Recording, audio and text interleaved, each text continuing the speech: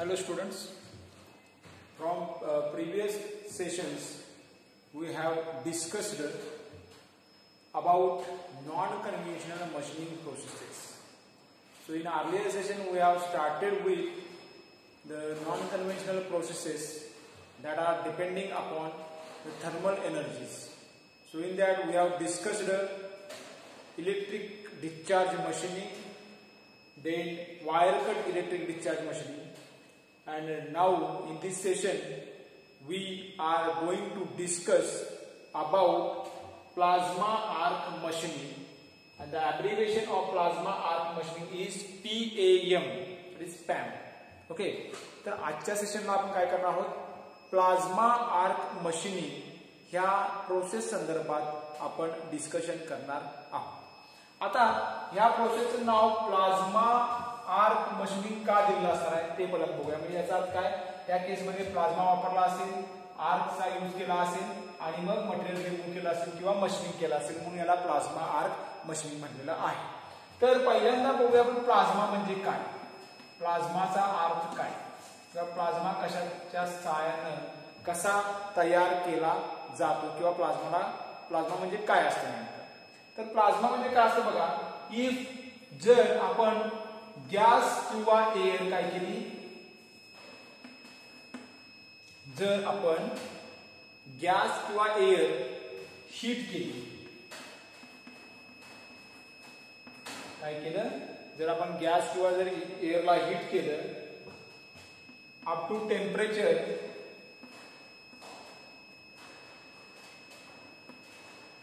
5500 degree Celsius इतकं जर आपण त्याला काय केलं, हीट केलं, तर काय होतं की या गॅस किंवा एअर मध्ये जे गॅस किंवा एअरचं काय होतं, आयोनायझेशन होतं.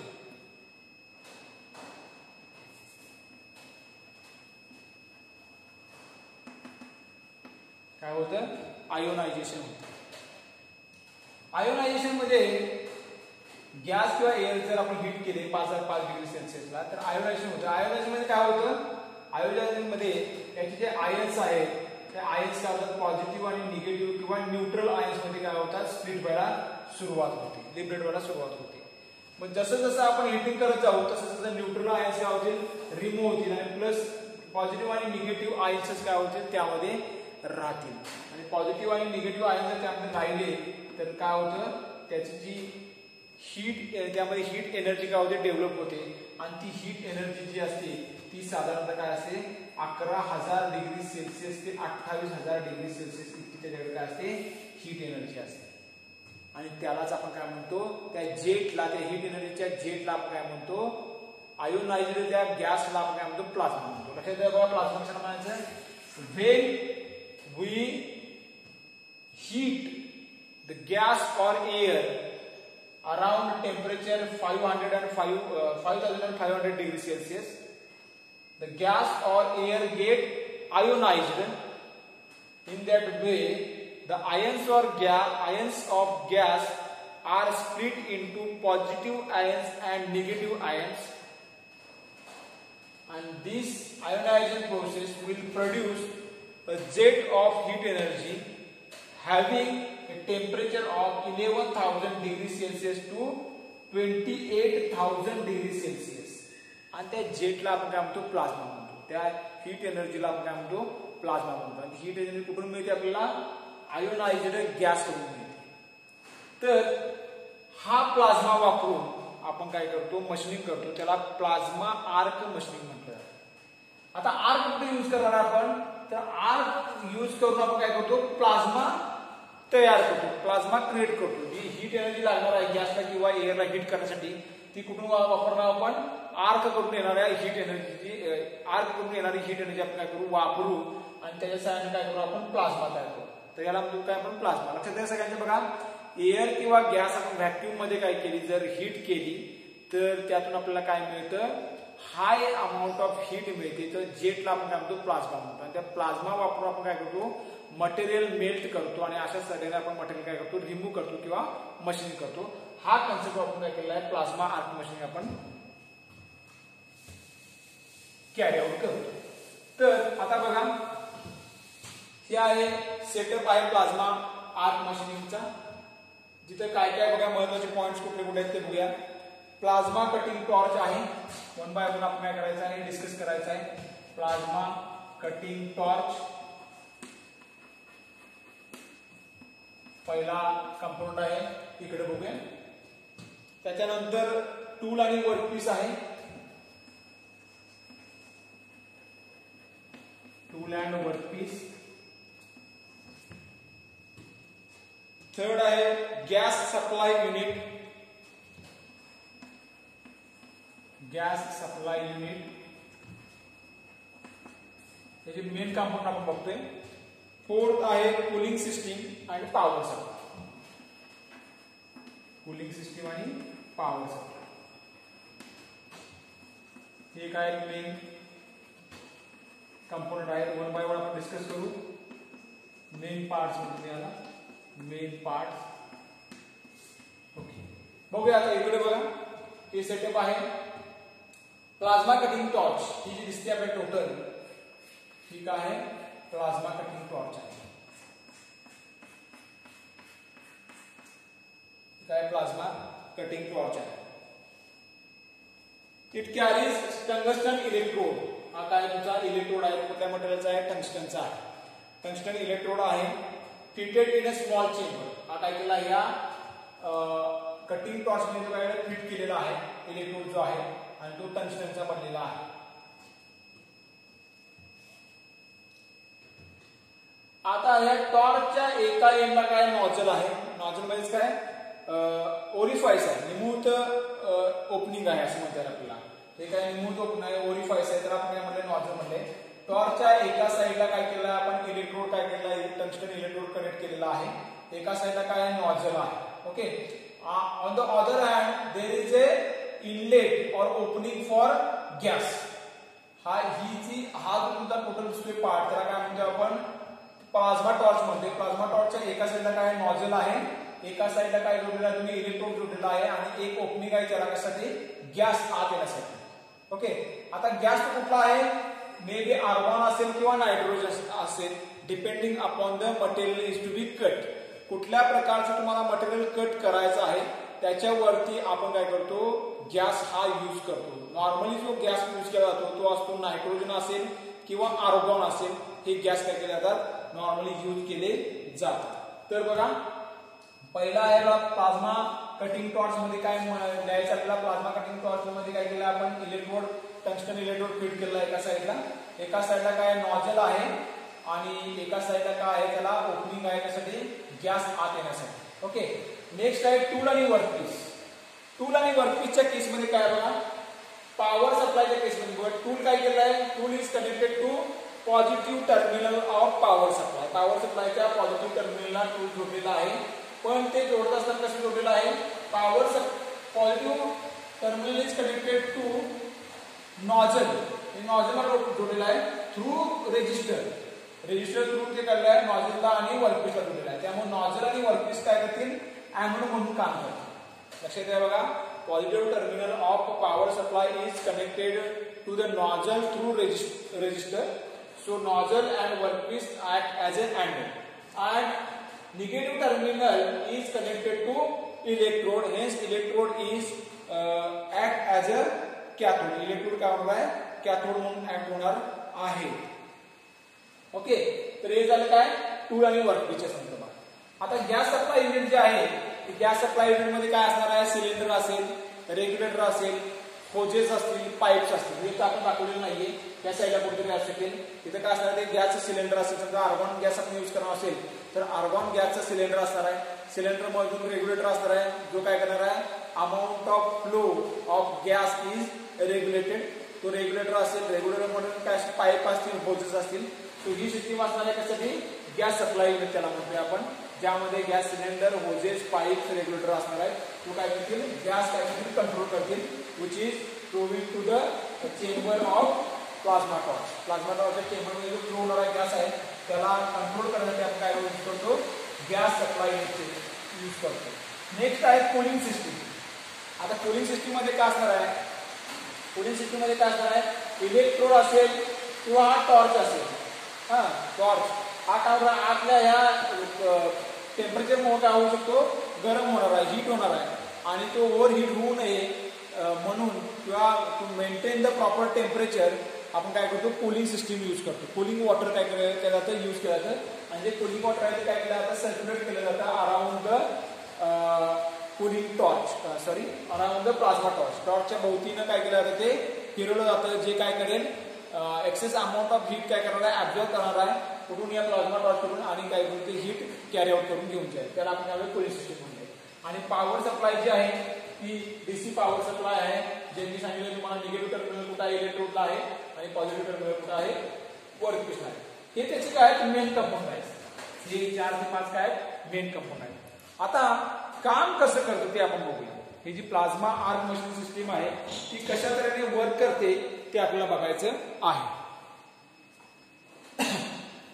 बघा,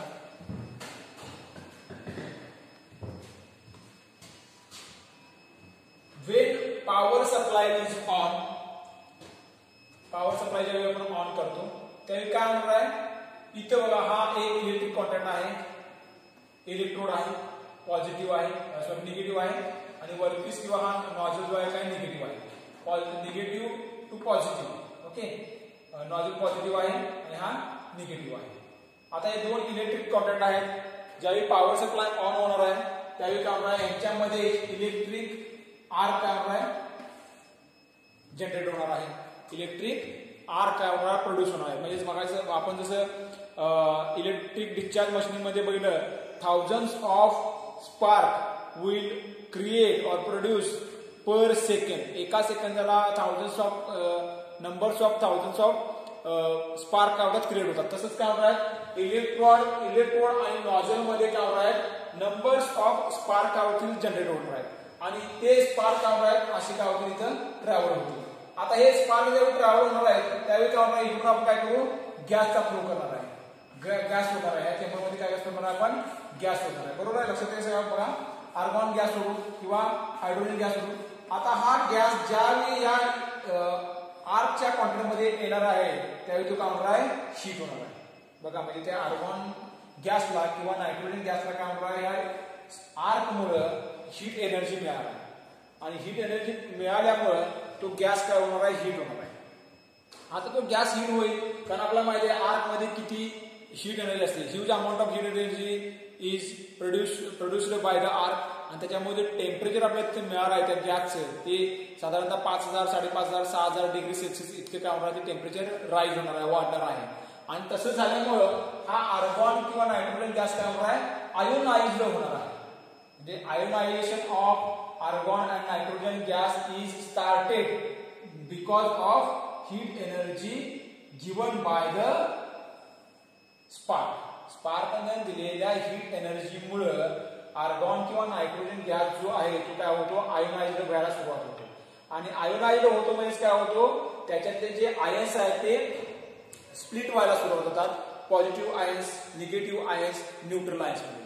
आणि जसं त्याची हीट एनर्जी वाढत जाईल त्या गॅसची तसं न्यूट्रल आयन्स काय होतात, कमी होत जातात आणि फक्त काय राहतात, पॉझिटिव्ह आणि निगेटिव्ह आयन्स फक्त त्यामध्ये शिल्लक राहतात. आणि त्या पॉझिटिव्ह आयन आणि निगेटिव्ह आयन ज्यावेळी फ्लो व्हायला सुरुवात होते त्यामुळे काय होतं, एक आपल्याला जेट मिळतो आणि त्यामध्ये खूप ह्यूज अमाऊंट ऑफ एनर्जी काय असते ती स्टोअर केलेली हीट एनर्जी असते त्यामध्ये.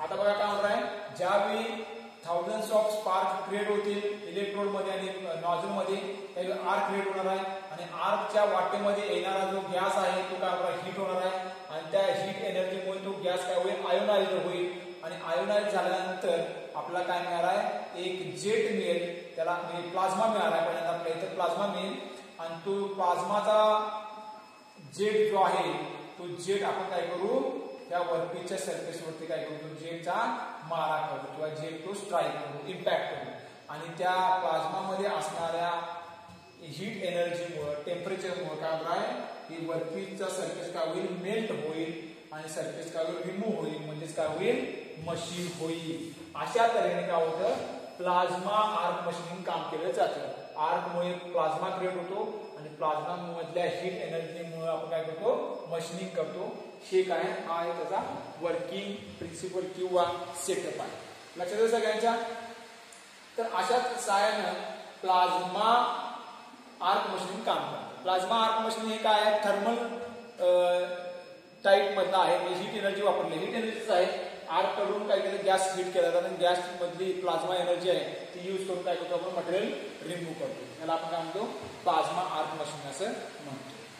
आता प्लाझ्मा आर्क मशीनचे ऍडव्हान्टेज बघूया आणि डिसएडव्हान्टेज किंवा कंट्रोलिंग पॅरामीटर काय असतील याचे, म्हणजे कसा कंट्रोल करता येईल आपल्याला. कंट्रोलिंग पॅरामीटर म्हणजे प्लाझ्मा आर्क मशीन कंट्रोल करायचं असेल तर कुठल्या कुठल्या पॅरामीटरवरती आपल्याला कंट्रोल करता येते. ते काय, स्टँड ऑफ डिस्टन्स. पहिला आहे का, स्टँड ऑफ डिस्टन्स. आता स्टँड ऑफ डिस्टन्स म्हणजे काय, स्टँड ऑफ डिस्टन्स म्हणजे काय बघा, the distance between plasma nozzle and workpiece. हे डिस्टन्स काय आहे, नॉझल आणि वर्कपीस. नॉझल आणि वर्कपीस मध्ये डिस्टन्स आहे. आता बघा हे डिस्टन्स जर नॉझल आणि वर्कपीस डिस्टन्स जर वाढवलं तर मशीन काय होणार आहे, स्लो होणार आहे, बरोबर आहे. आणि जर जवळ आणलं तर मशीन काय होणार आहे, फास्टर होणार आहे. हा पहिला तुमचा कंट्रोलिंग पॅरामीटर आहे काय, स्टँड ऑफ डिस्टन्स म्हणतात त्याला. स्टँड ऑफ डिस्टन्स म्हणजे काय, the distance between a nozzle and workpiece. जर ते वाढवलं तर मशीन स्लो होईल. रेट ऑफ मेटल रिमूव्हल काय होणार, स्लो होणार आहे. जर ते कमी केलं तर रेट ऑफ मेटल रिमूव्हल काय होणार आहे, फास्ट होणार आहे. हा एक पहिला कंट्रोलिंग पॅरामीटर. सेकंड आहे कटिंग स्पीड आणि गॅस. सेकंड आहे गॅस. गॅस तुम्ही कसा कंट्रोल करणार त्याप्रमाणे तुमचा प्लाझ्मा कंट्रोल होईल आणि त्याप्रमाणे मटेरियल रिमूव्हल रेट प्रोड्यूस होणार आहे. आणि थर्ड आहे कटिंग स्पीड. कटिंग स्पीड कसं आहे म्हणजे तुम्ही काय करू शकता, तो मशीनिंग तुम्ही कंट्रोल करू शकता. these are the controlling parameter of plasma arc machine. Advantage बघा त्याचे.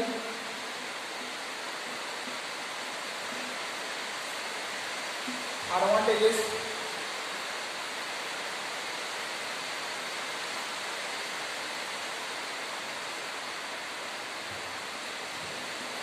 rate of machining is high.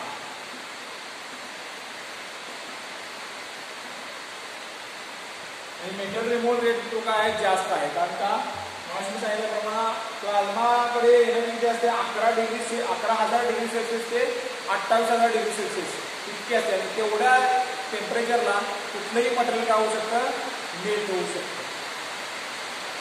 इतक्यान machine any material irrespective of its hardness. Plasma arc machining काय करू शकतं, कुठल्याही प्रकारचं मटेरियल मशीन करू शकतं.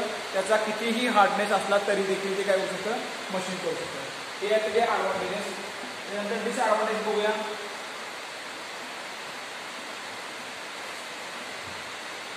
पहिला डिसएडव्हान्टेज आहे तो आहे noise protection is required.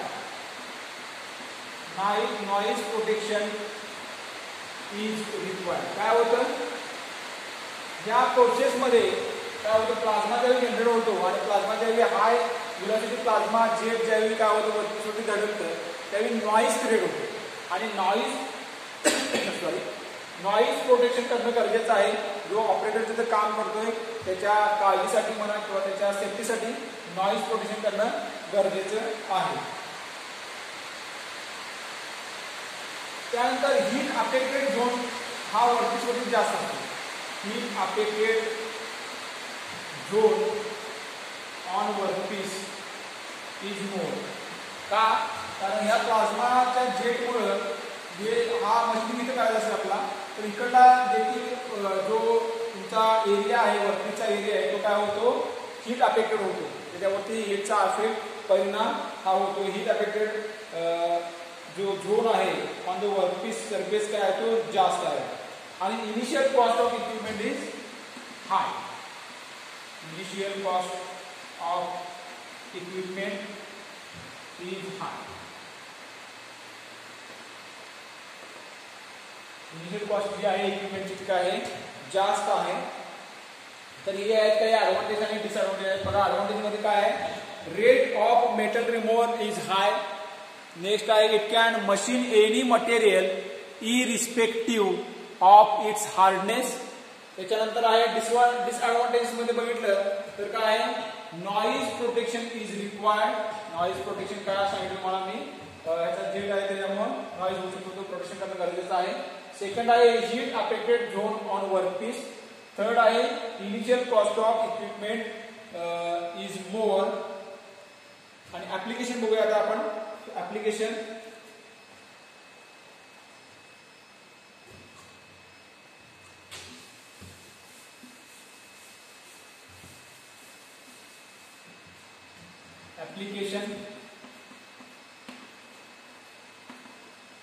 Stack cutting किंवा प्लेट कटिंग. मोठ्या मोठ्या प्लेट जे असतात हाय थिकनेसच्या, स्टॅक म्हणजे काय, प्लेट सारखं प्लेटच पण जास्त थिकनेस असणारी. स्टॅक कटिंग किंवा प्लेट कटिंग साठी काय केलं जातं, प्लाझ्मा आर्क कटिंग वापरलं जातं. मोठमोठ्या प्लेट्स स्टॅक कटिंग करण्यासाठी प्लाझ्माचा उपयोग केला जातो. त्यानंतर in manufacture of automotive and rail road component. Automotive किंवा रेल रोड कंपोनंट जे आहेत, रेल्वेचे कंपोनंट जे असतील तिथे काय केला जातो, त्याचा उपयोग केला जातो. Second application is automotive and rail road components मध्ये देखील याचा उपयोग केला जातो. These are some application of plasma arc machining. कुठं स्टॅक कटिंग असेल, प्लेट कटिंग असेल किंवा ऑटोमोटिव्ह आणि रेल रोड कंपोनंटमध्ये याचा उपयोग केला जातो. So this is about plasma arc cutting, plasma arc machine. So in this session we will stop here. More discussion in next session. Thank you.